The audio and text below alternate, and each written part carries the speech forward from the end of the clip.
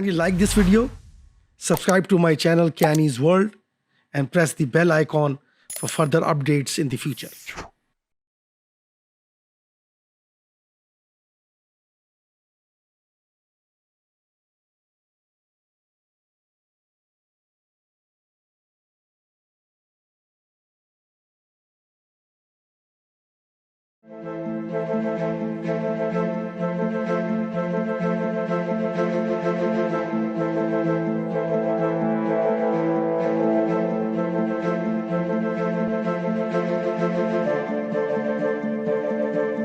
To be or not to be?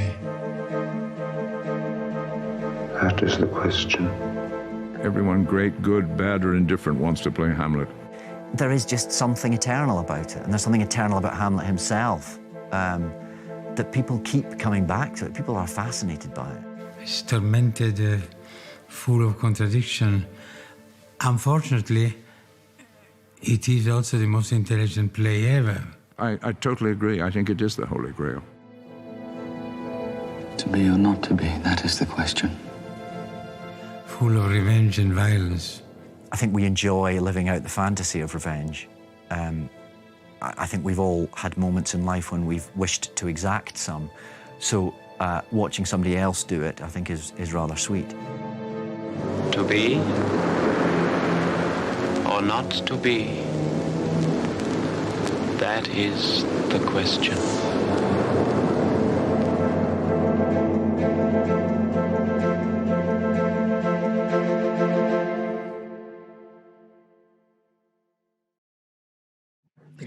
Characters in the play: Claudius, King of Denmark; Hamlet, Prince of Denmark, son to the late and nephew to the present king; Polonius, Principal Secretary of State; Horatio, friend to Hamlet; Laertes, son to Polonius; Voldemar, Cornelius, Rosencrantz; Guildenstern, Osbeck. Sir ये सब characters हैं. मैं text start करूं? जी आप text start करते हैं. अब आपने जी जी आपने यहाँ से स्टार्ट करना है. Bernardo, who is there? Bernardo, who is there? Francisco, nay. Answer me. Stand and unfold yourself. अब खामोश हो जाइए. देखिए बात ये, सबसे पहली बात ये है, आप देखिए कि सबसे पहली बात है कि ये किला है और आपको याद होगा कि एक गार्ड है. अच्छा किसी के ना ये खुला हुआ है, ये जरा वो जरा बंद कर दे, वो म्यूट कर दे ताकि जरा आवाज जरा क्लियर हो सके. मेरे ख्याल में रुखसाना है शायद. अच्छा अब जो सबसे पहली चीज क्या है? सबसे पहली चीज ये है कि बर्नार्डो है और फ्रांसिस्को है. ये guard. Yes, sir, I'm at home. जी ये गार्ड्स हैं. और ये जो गार्ड्स हैं ये क्या कर रहे हैं कि बिल्कुल वैसे ही जैसे हमने ओरिस्टिया में देखा था, एगमनॉन में देखा था कि गार्ड खड़ा था और उसके सामने क्या एक वॉर लाइक सिचुएशन थी. और उस वॉर लाइक सिचुएशन में वो जो गार्ड था वो क्या था कि वो सख्त तकलीफ में था. ठीक है ये. और आप देखिए कैसे एक आर्टिस्ट जो है वो मुतासिर होता है किसी दूसरे आर्टिस्ट से. ठीक है तो वो कहता है, बर्नार्डो कहता है हु इज देयर, यानी इन अदर वर्ड्स एक घबराहट सी है. और वो क्या कहता है, नहीं answer me, stand out and unfold yourself. वो कहता है नहीं मुझे आप जवाब दो. यानी इन अदर वर्ड्स वो उनके दरमियान में कोई कोड है, सीक्रेसी है ना, कोड है. और वो क्या कहता है, स्टैंड एंड अनफोल्ड योरसेल्फ. वो कहता है बताओ तुम कौन हो भाई, तुम्हारी अपनी पहचान दो, आइडेंटिटी का. तो उसकी आइडेंटिटी क्या है? बर्नार्डो क्या कहता है? जी मदिया.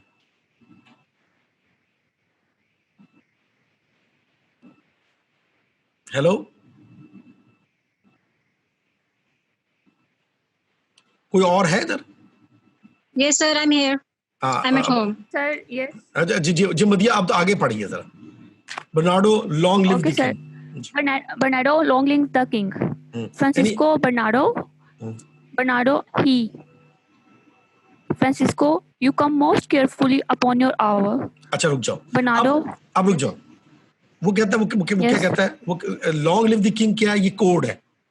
इसका मतलब ये कि ये जो लोग हैं ये एक दूसरे के साथ इंतहाई मिसट्रस्ट. अगर मिसट्रस्ट है तभी तो कोड बताते हैं, ये कोड है। जैसे जैसे आपका रोल नंबर हो, तो इनका रोल नंबर क्या है? इनका रोल नंबर है लॉन्ग लिव द किंग। ठीक है, इसके मतलब ये है कि किंग जो है उसके साथ कोई प्रॉब्लम रहा है, ठीक है, और वो क्या कह रहे हैं? Long live the king. Bernardo कहता है ही, यानी मैं हूं जी। फ्रांसिस्को आगे बोलिए। You come most carefully upon your hour. Bernardo, this no struck 12. Get thee to bed, Francisco. वो कहता है Francisco, कि जी अब चलती रहे। from this relief must thanks, this bitter cold, and I am sick at heart. अब रुक जाओ, Bernardo? ये है शेक्सपियर की ताकत, कि शेक्सपियर ने क्या किया कि ये इस जुमले से उसने पूरे उस एनवायरनमेंट को बता दिया है जो एनवायरनमेंट है। और वो जुमला क्या है? वो कहता है I am sick at heart. मेरा दिल क्या है? मेरा दिल से बीमार हूं। वापस चलता हूं। ओरेस्टिया, एगमेनॉन, वो क्या कहता है? वो कहता है मैं कुत्ते की तरह जो है यहां पे खड़ा हूं, और मैं क्या है कि मुझे नींद नहीं आती, मेरे कानों को म्यूजिक नहीं, मुझे चैन नहीं, सुकून नहीं, और क्या है, मुझे पेन महसूस होती। इसी तरह की पेन किसको महसूस हो रही है? इसी तरह की पेन जो महसूस हो रही है जब गार्ड क्या कहता है, हाँ फ्रांसिस, जब वो कहता है कि I am sick at heart. और ये देखिए, ये मुहावरा बन गया। शेक्सपियर की जुमले वोकैबुलरी इतनी अहमियत की हामिल है कि साथियों वो बेसिकली क्या इतनी पॉपुलर है कि वो मुहावरा बन जाती। तो कहता है I am sick at heart. Sick at heart का मतलब है कि यार मैं खुश नहीं, मैं मुतमईन नहीं, मैं दुखी हूं, there is some kind of problem with me. जी हाँ जी He said, Bernardo, have you had quite guard? Francisco, not a mouth stirring. Bernardo, well, good night. If you do meet Horatio and Marcellus, the rivals of my watch, bid them make haste. अब ये जो है ये क्या हो रहा है कि आपस में एक्सचेंज हो रहा है कि ज़ाहिर है एक टाइम आ गया है कि एक टाइम के गार्ड चेंज हो रहे हैं और दूसरी टाइम के गार्ड जो है वो सामने आ रहे हैं। ठीक है ना जी? शिफ्ट चेंज हो रही है, ये शिफ्ट की चेंजिंग हो रही है जी। जी Horatio and Marcellus come forth. Francisco, listen. I think I hear them. Stanhope, who is there? Horatio, friends to this ground. Marcel and Lehman to the Dane. Francisco, give you good night. Marcel, oh, farewell, honest soldier. Marcel, who had relieved you? Francisco, Bernardo had my place. Give you good night. Francisco goes. Marcel, hola, Bernardo. Bernardo, say, what, is Horatio there? Horatio, a piece of him. Marcel, this gone. Ji sir. अच्छा, एक और चीज जो है ना बड़ी आम चीज है, वो है कि होरेशियो जो है वो एक बहुत बड़ा कैरेक्टर है। अच्छा, इस पूरे ड्रामे में मैंने आपसे पहले मेरी जो गुफ्तगू हुई इस ड्रामे में क्या है कि प्ले में क्या है कि सब लोग जो है ना वो डिसीव कर रहे हैं, डिसेप्शन है इसका। जो वो नजर आते हैं ना वो है नहीं। यहां पर सिर्फ एक कैरेक्टर ऐसा है जो कि जो नजर जैसा आता है ना वो वैसा है, और वो कैरेक्टर किसका है? वो होरेशियो का है। ठीक है, ये टिक कर लीजिए, मार्क कर लीजिए इसको कि ये कैरेक्टर को आपने जो है ना वो जरूर स्टडी करना है जी। ठीक है sir. Marcel, this gone and will not answer. Bernardo, how now, Horatio? You tremble and look pale. Is not this something more than fantasy? What think you on to? Horatio, before my God, I might not disbelieve without the sensible and true watch of mine own eyes. Marcel, is it not like the king? Horatio, as thou art to thyself. Such was the very armor we had on. When he, the ambitious Norway, combated, so frowned he once, when in my angry paw, he smoothed the sledded flags on the ice. This strange. अच्छा, अब एक बात आप गौर करें कि अब क्या हो रहा है कि एक चीज डिस्कस हो रही है। डिस्कस क्या है? डिस्कस एक गोस्ट है जो रात के 12 बजे के बाद आता है, अपीयर हुआ है, उसके बारे में डिस्कस हो रहा है। होरेशियो जो है वो कहता है यार ये ऐसी बात है, इसमें कोई सच नहीं, ये तुम लोगों ने फैंटेसी बनाई हुई है यार, और कोई ऐसी बात, ठीक है। और होरेशियो का बैकग्राउंड क्या है? वो बैकग्राउंड ये कि वो दोस्त है किसका, हैमलेट का, और वो आया है किसके लिए कि जब उसे पता चला कि उसको ये किंग की मौत हुई है तो वो उसकी ताज़ियत करने के लिए आया, ठीक है। तो ये एक, और ये आपस में क्या है, ये इधर ही करीब में रहते हैं, इनकी आपस में ये एक कम्युनिटी सी है जो कि इधर सरवाइव कर रही है, रह रही है, और वो आपस में क्या डिस्कस कर रहे हैं कि यार कोई और रात का वक्त है, अंधेरा है, और अंधेरों के अंदर वो कहते, गार्ड्स कहते हैं कि हमने जो है ना वो एक नहीं बल्कि 2 दफा जो है ना गोस्ट की अपीयरेंस देखी, और उसको डिस्कस कर रहे हैं जी। Marcel thus twice before and jumped at the dead hour. With material stock had he gone by our watch. Horatio, in what particular thought to work I know not, but in the gross and scope of mine opinion, this bore some strange eruption to our state. अब ये चीज क्या चीज है? ये चीज जो है ना ये इसको वो कहते हैं कि ये मुल्क के लिए बड़ा, क्योंकि देखिए जब गोश्त नजर आएंगे तो क्या होगा, मुर्दा लोग नजर आएंगे तो क्या है, इसका मतलब है कि there is something happening with the state, ठीक है जी। जी अब आप ये बताइए, ये अब आपके ये किस लाइन तक पहुंचे ताकि बाकी लोग भी जरा सुन लें, उसको देख लें। सर मैं 70 से अब फिर दोबारा पढ़ने लगी हूँ, 70 लाइन से जी, ठीक है। Marcel, good, now sit down and tell me, he that knows, why this same strict and most observant watch so nightly tolls the subject of the land, and why such daily cast of brazen cannon and foreign mart for implements of war, why such impress of shipwrights whose source task does not divide the Sunday from the week, what might be toward that this sweety haste doth make the night joint laborer with the day. Who is that can inform me? अच्छा, अब रुक जाओ, ये सबसे ज्यादा अहम line है, इसको टिक कर लें आप सब लोग, क्योंकि ये वो है, इसको मैंने आप लोगों के सामने डिस्कस किया था कि ये एक्सपोजिशन है, और जब मैंने एक्सपोजिशन की बात की तो उसका मतलब क्या था कि कैसे कैरेक्टर्स जो हैं और वाकयात को क्या किया जाता है, एक्सपोज किया जाता है, ठीक है।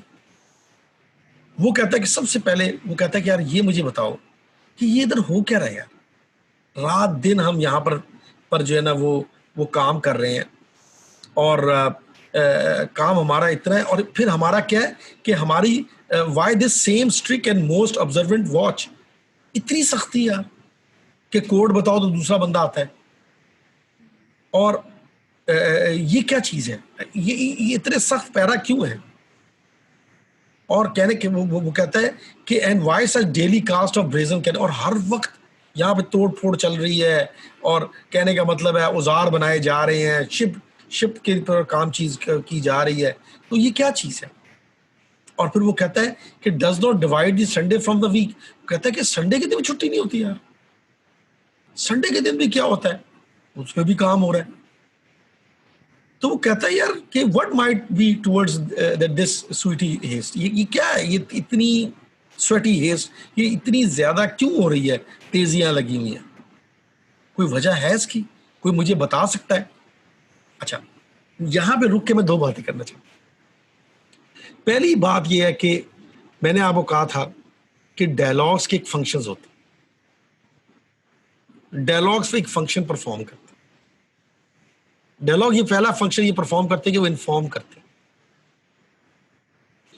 अगर वो इन्फॉर्म करते हैं उसका मतलब ये कि मैं और आप जो है वो 400 साल बाद इसको टेक्स्ट को पढ़ रहे हैं, after 400 years we are studying this text, so how we will know the story, we'll know the story through other characters के सवालात होंगे, उन सवालात के जरिए क्या होगा, उन सवालात के जरिए हमें पता चलेगा कि हम कहाँ खड़े हैं, ठीक है। तो वो कहता है कि यार मुझे बताओ, कोई तो होगा मुझे बताया ना ये सारी चीजें, इन बातों से हमें क्या फर्क पड़ चलेगा कि जो हमने इन्वायरमेंट देखा जिसके अंदर जो गार्ड्स हैं वो परेशान भी हैं और एक दूसरे से डरे हुए हैं, क्योंकि मत भूले कि एक यहाँ पर क्या है, आइडेंटिटीज क्लियर नहीं। इसका मतलब है कि दोस्त दुश्मन बन जाता है और दुश्मन दोस्त बन जाता है। अगर उसको पासवर्ड नहीं पता अगर उसको पासवर्ड नहीं पता, इसका मतलब क्या है?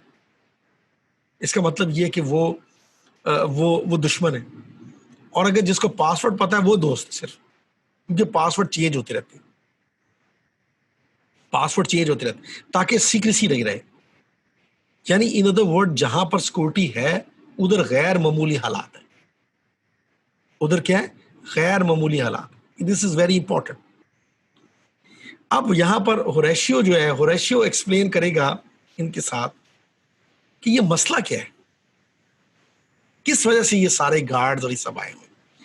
तो जरा अगर वो आ गई है, क्या नाम है उनका, रुखसाना आ गई? जी सर। रुखसाना, आप यहाँ से पढ़िए। थैंक यू मदिया, आपने साथ दिया मेरा, आपने बड़ा अच्छा लेके चली। No problem. अब होरेशियो से आप यहाँ से होरेशियो पढ़िए जी। That can I. Horatio, that can I. At least the whisper goes on. Our last king, whose image even but now appeared to us, was, as you know, by 14 bars of Norway, thereto pricked on by a most emulate pride, dare to the combat, in which our valiant Hamlet, for so this side of our own non-word, esteemed him, did say this 14 brass, who by a sealed compact, well ratified by law and heraldry, did forfeit with his life all those his hands. So next page, please. आप जरा रुक जाए। वो कहता है कि सबसे पहली बात ये है कि जो विस्पर है ना, वो ये है कि जो हमारा किंग था ना, उसने क्या किया कि उसने नॉर्वे के साथ जो है वो उसकी एक कॉम्पैक्ट हुई है रूलर के साथ, और उसके अंदर उन्होंने ये फैसला किया है कि जो है ना, हम जो है ना एक आपस के अंदर एक मुआहदा करेंगे। वो मुआहदा किस चीज़ का होगा कि हम में से जो जीतेगा वो उसको क्या मिलेगा। अच्छा, मैं यहाँ पे ना मेरे रुखसाना के साथ एक मेरा आर्गूमेंट था पिछली दफा, ठीक है रुखसाना? जी सर। और रुखसाना, ये वो लाइंस हैं जहां से मैंने आपको बताया कि जो हैमलेट है सीनियर जी। उसके अंदर एक ट्रेजिक फ्लॉ है। पहला उसका ट्रेजिक फ्लॉ ये है जो कि हमने एगमनॉन में भी देखा। वो ट्रेजिक फ्लॉ क्या है कि वो जो है ना एक वर्ल्ड पे बिलीव करना चाहता है जो कि ताकत के जरिए चलती है। बिल्कुल। और उसकी जो वर्ल्ड है ना, वो वर्ल्ड जो है उसमें कॉम्प्रोमाइज नहीं है, उसमें कोई कॉम्प्रोमाइज नहीं, और उसके अंदर सिर्फ और सिर्फ क्या है, हार और जीत है। जीत और जीत नहीं है, सिर्फ हार और जीत। सर, ये वाली जो लाइन है, thereto pricked on by a most emulate pride, dare to the combat, यहाँ से ये उसका शो हो रहा है ना, प्राइड सारा, कि वो किसी किस्म का कंप्रोमाइज नहीं कर रहा, और वो जिस बात पे डट जाता है वो इसकी ईगो का मसला बन जाती है बस। एग्जैक्टली। ये देखिए रुखसाना, इशू क्या है? इशू ये है कि जो प्रॉब्लम्स रही हैं, मॉडर्न वर्ल्ड की प्रॉब्लम नहीं है ये। मॉडर्न वर्ल्ड के अंदर प्राइड जो है ना वो कम होती जा रही, उसकी जगह कॉम्प्रोमाइज आ गई, डिप्लोमेसी आ गई इसकी डिप्लोमेसी। ये वो सोच है। और मत भूले कि जो एलिजाबेथियन टाइम था ना, उसमें चेंजेस आ रही थी, एक दौर खत्म हो रहा था। वो दौर खत्म हो रहा था जो है फ्यूडल सिस्टम था। फ्यूडल सिस्टम खत्म हो रहा था, उसकी जगह कैपिटलिज्म आ रहा था। यानी फ्यूडलिज्म खत्म हो रहा था और कैपिटलिज्म आ रहा था। मेरी आप सब लोगों से रिक्वेस्ट है कि जो इसको पढ़ रहे हैं वो अपने नोट्स लिखते हुए ये जुमला जरूर लिखे मेरा कि feudalism was transforming by capitalism. This is very important and very significant in this. जी आगे जी। Which he stood seized off to the conqueror, against the which a moiety competent was gagged by our king, which had returned to the inheritance of Fortinbras. Had he been vanquisher, as by the same so mart and carriage of the article designed, his fell to Hamlet. Now, sir, young Fortinbras. अच्छा, अब एक चीज रुक जाओ। एक चीज, एक लफ्ज इस्तेमाल हुआ है, उस वर्ड को अंडरलाइन कर ले, इनहेरिटेंस। इनहेरिटेंस। Yes sir. हमारी बहुत जबरदस्त राइटर हैं और उनके नॉवेल्स जो हैं वो top of the line novels में से हैं। उनका नाम है मुनिज़्ज़ा शम्सी और कामिला शम्सी। कामिला शम्सी की एक बहुत अच्छा नॉवेल है होम फायर, ठीक है, और इसके अलावा उनकी एक होम फायर। सर इनका एक बर्न शैडो भी है ना? हाँ, बर्न शेड, क्या बात की आपने, बहुत अच्छा जी। और इनका बहुत एक अच्छा नॉवेल है सर, पढ़ा हुआ मैंने। और इनका एक नॉवेल है इनहेरिटेंस ऑफ लॉस, ठीक है।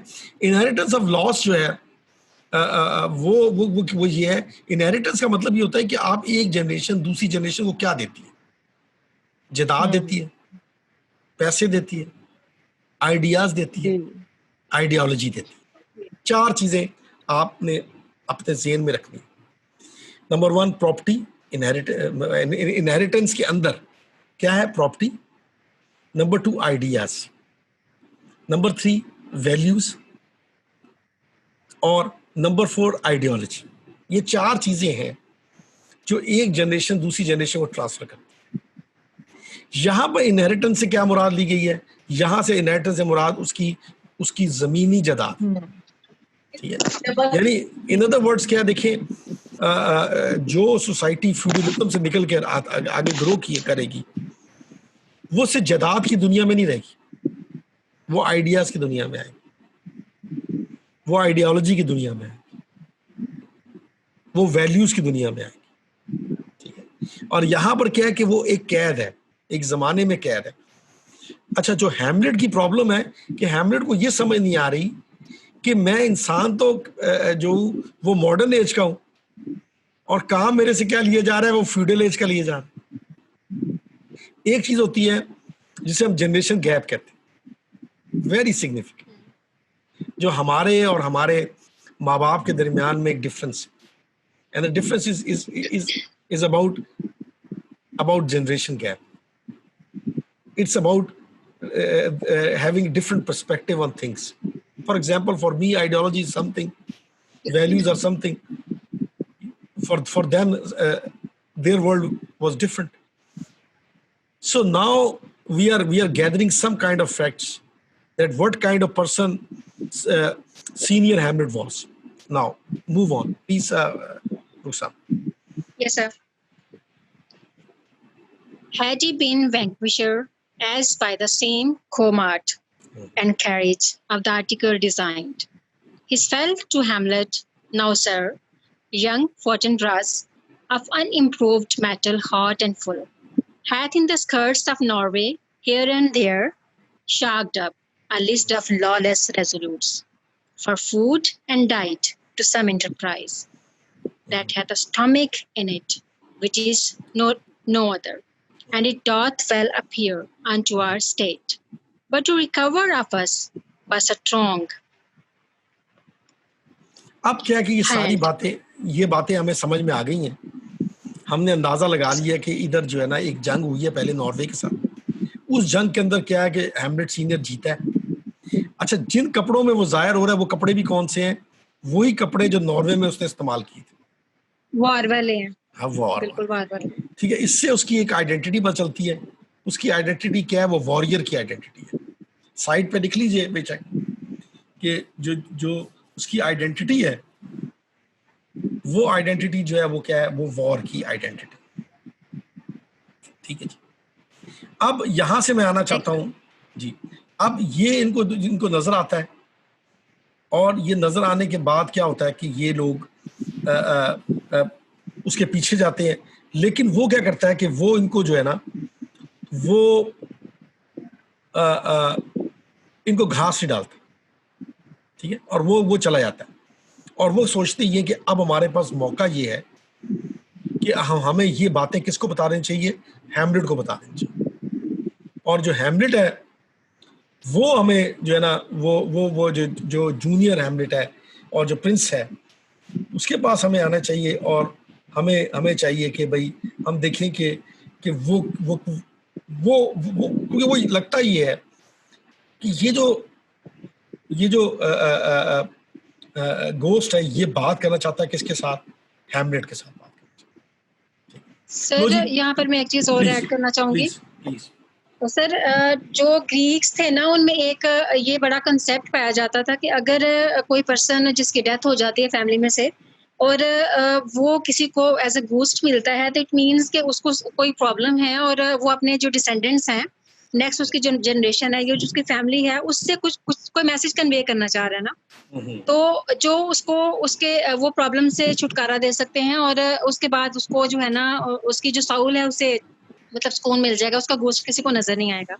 इसी जो मिथोलॉजी है ना उसको लेके जो है ना वो वॉचमैन जो है ना वो जूनियर हैमलेट को बताते हैं कि इस तरह से ना वो हमने वो देखा है सीनियर हैमलेट को, तो आई थिंक वो आपसे बात करना चाहते हैं। वापस लौट के दूंगे ना।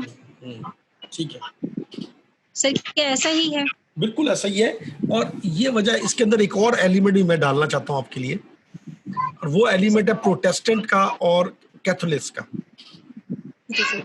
जो कैथोलिक है वो गोस्ट के बारे में एक नेगेटिव राय नहीं रखते, और वो समझते हैं कि वो आते हैं और वो हमें गाइड करते हैं।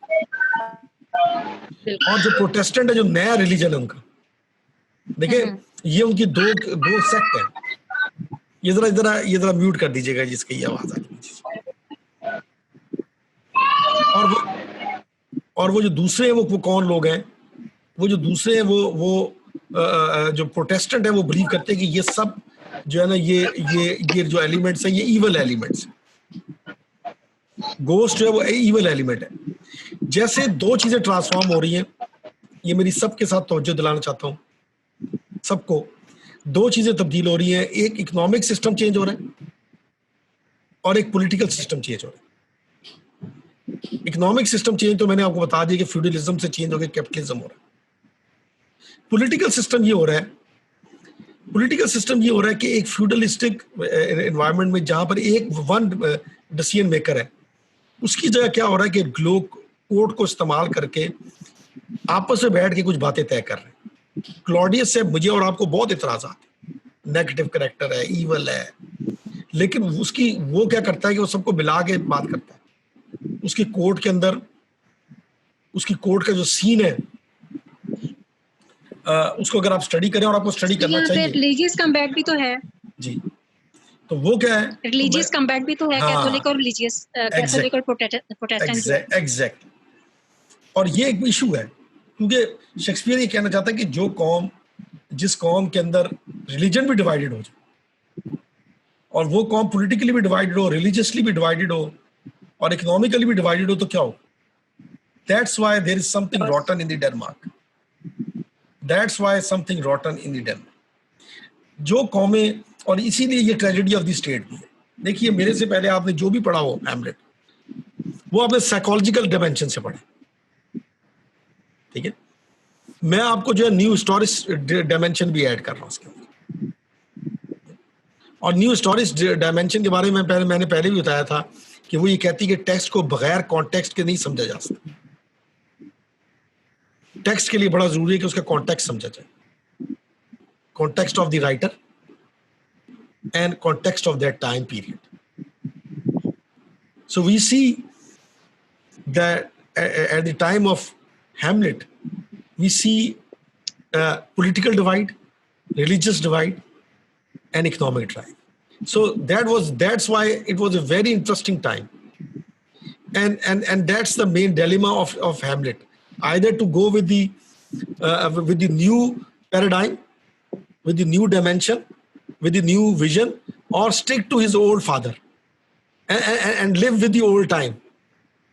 That's why he was always thinking. That's why he was confused. That's why he was always in a process of making one way or another way. This is very important. Now, अब वो लोग क्या करते हैं? अब हम Hamlet से मिलना चाहते हैं, क्योंकि मदिया है, वो कह सकती है कि सर ये क्या मजाक है, सर हैमलेट से मिलाएं, बाकी से आप गार्ड से मिलवा दिया, आपने गोस्ट से मिला दिया, तो जो मेन कैरेक्टर है उससे तो मिलाए ना हमें। तो जो मेन कैरेक्टर है वो ये आ जाए आप लाइन 64 के ऊपर, 3 और 4 के ऊपर किंग कहता है take thy fair hour let us time by time and thy best grace spend it all thy will. ये तरह से पढ़िएगा इधर से और टिक करते जाए, जहां जहां से मैं आपको पढ़ाता हूँ ना टिक करते हैं ताकि आपको पूरा एक तसलसल मिल रहा है कि कैसे जो स्टोरी है डायलॉग के जरिए प्रोग्रेस कर। ठीक है जी, this is very significant, kindly उसको फॉलो भी आपने भी ऐसे करना है ताकि आपको कॉन्सेप्ट बड़े क्लियर हो। जी please. Yes, sir. King, take thy fear hour, that is, time by dying, and thy best graces spend it at they will. But now, my cousin Hamlet and my son, Hamlet, a little more than kin and less than kind. अच्छा रुक जाओ, King, ये बड़ी how is it ये टिक कर दो, ये जुमला, ये लफ्ज जो है ये पॉपुलर तरीन लफ्ज। little more than kin and less than kind? हाँ, एक्चुअली बात ये है कि एक चीज है आइडेंटिटी। आइडेंटिटी रिलेशनशिप में बड़ी क्लियर होनी चाहिए। एक्सक्यूज मी सर, थोड़ा जूम इन कर दें। अच्छा, जो आइडेंटिटी होती है उसके लिए क्या आप सही नजर आ रहा है आपको? क्लियर है? जी सर, अब ठीक हो गया। प्रॉब्लम तो नहीं है ना? Sir no sir, it's fine now. जी जी, देखिए इस जो आइडेंटिटी है ना वो बड़ी सिग्निफिकेंट है। रिलेशनशिप में आइडेंटिटी बड़ी सिग्निफिकेंट है। मिसाल के तौर पर कोई बहन भाई है, ठीक है, कोई कजन है, ठीक है, कोई हस्बैंड एंड वाइफ है, कोई ब्रदर इन लॉ है, सिस्टर इन लॉ है, कोई टीचर और स्टूडेंट है। ये क्या चीज है? ये आइडेंटिटी है। इन रिलेशनशिप्स को मैं चेंज करूंगा तो क्या होगा? कंफ्यूजन आएगी। ठीक है, क्योंकि वो अपना एक तरफ वो क्या कह रहे हैं, but now my cousin Hamlet and my son, ये दोनों हो सकती है मुमकिन बातें। मेरा सवाल है आप सब लोगों से, क्या ये बातें मुमकिन हो सकती हैं कि वो कजन भी और सन भी हो? No sir, no, but it seems like कि वो दो बंदों को कॉल कर रहे हैं एक टाइम में। और ये कंफ्यूजन है ना, ये कॉन्फ्लिक्ट है। ये कॉन्फ्लिक्ट है।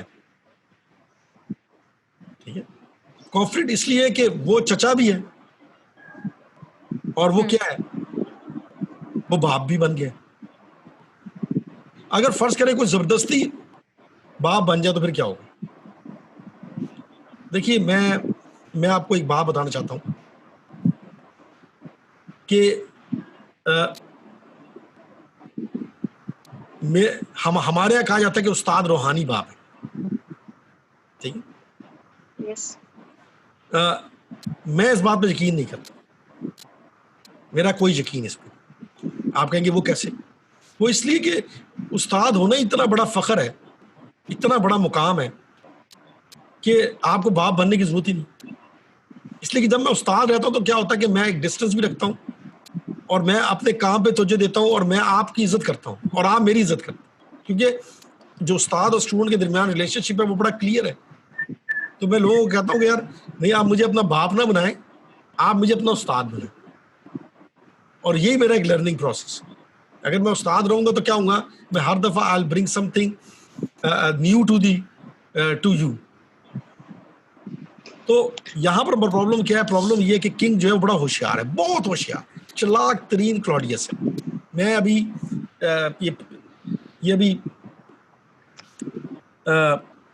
पिछले हफ्ते की बात है, मैंने मूवी देखी है उर्दू में हैमलेट।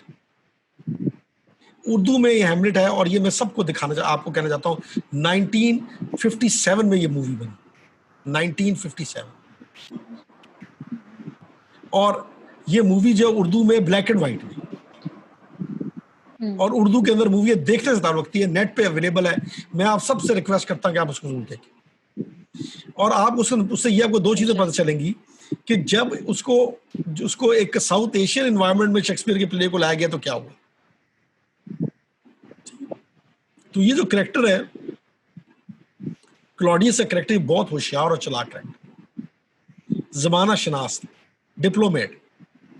ठीक है, अब वो क्या कहता है, उसने दोनों रिश्ते बता दिए। उसने कहा यार मैं तुम्हारा कजन, लेकिन मैं क्या हूं, तुम्हारा बाप जी। और वो क्या कहता है, वो कहता है अ लिटिल मोर देन ए किन and less than the kind. कहता है रिश्ते बहुत है तुम्हारे साथ, लेकिन काइंड रिश्ता जो है कोई नहीं। आप समझ रहे हो मतलब?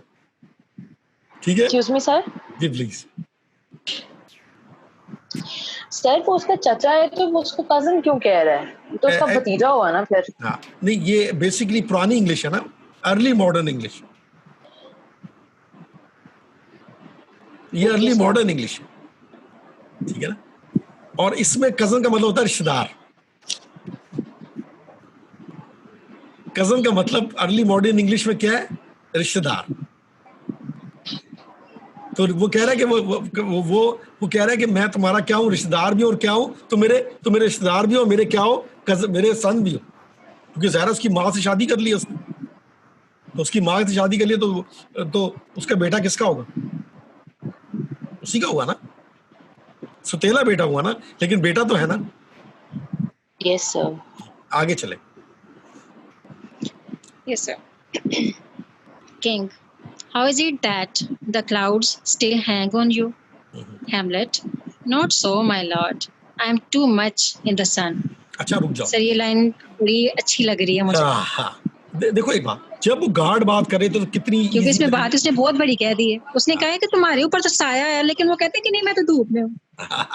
और ये जो चीज है ना, ये जो शेक्सपियर का अंदाज है कि वो कैसे दिलचस्प कहानी वो बताना ही चाहता है। और इससे एक और बात ही पता चलती है, इससे पता चलती है कि हैमलेट इंटेलेक्चुअल, हैमलेट क्या है, इंटेलेक्चुअल। अगर मैंने ये साबित करना हो, अगर मैंने साबित करना हो कि दो चीजें साबित करनी हो कि हैमलेट जो है वो विटी भी है, और ना सिर्फ विटी है बल्कि क्या है, वो स्मार्ट भी है, वो इंटेलिजेंट भी है, इंटेलेक्चुअल भी है, तो मैं कौन सी लाइन कोट करूंगा, मैं ये दो लाइन कोट करूंगा। इससे पता चलता है कि उसका क्या लेवल है, उसका कॉम्पिटेंस। तो वो कह रहा है यार मैं जो है ना, तुमने जो मुझे, जब से तुम्हारा साथ मेरा ये बाप वाला रिश्ता जोड़ा है ना, तो ये मेरी कंडीशन है जी। आगे जी sir. Queen, good Hamlet, cast thy nighted colours off, and let thine eye look like a friend on Denmark. Do not forever, with the veiled lids, seek for thy noble father in the dust. Thou knowest it's common, all that lives must die, passing through nature to eternity. अब रुक जाओ। Hamlet, मैं कहता हूँ कि अगर ये जुमले ही शेक्सपियर ने लिखे होते सर, तो शेक्सपियर के लिए जो उसका मुकाम है वो मुकाम रहता। वो कैसे? ये तीन देखिए, बड़ा दिलचस्प बात है। हैमलेट क्या कहता है, किंग क्या कहता है, क्वीन क्या कहती है। अगर मैं इसको सर्कल बना लूं, और अगर मैं सर्कल बना लूं, तो अगर मैंने सिर्फ ये तीन जुमले ही पढ़े हों तो मुझे पूरा ये प्ले समझ में आ जाए। तीन जुमले पढ़े सिर्फ। वो कैसे?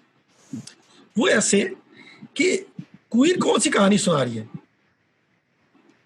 ठीक है, यानी कहने का मतलब ये है कि उसका खावंद मरा है। अगर किसी का, उसका हैमलेट का बाप मरा है,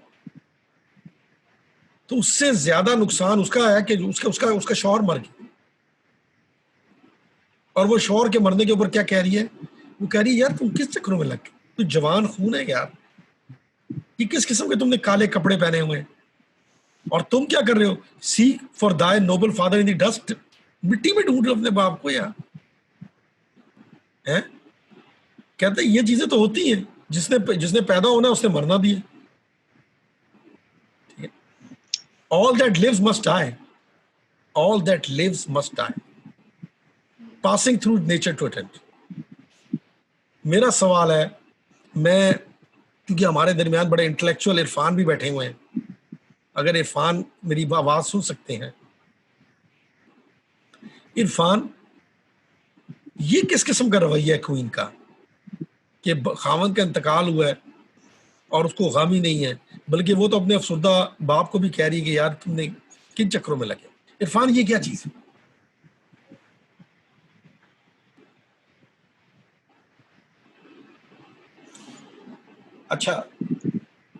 रुखसाना आपकी क्या है इसमें?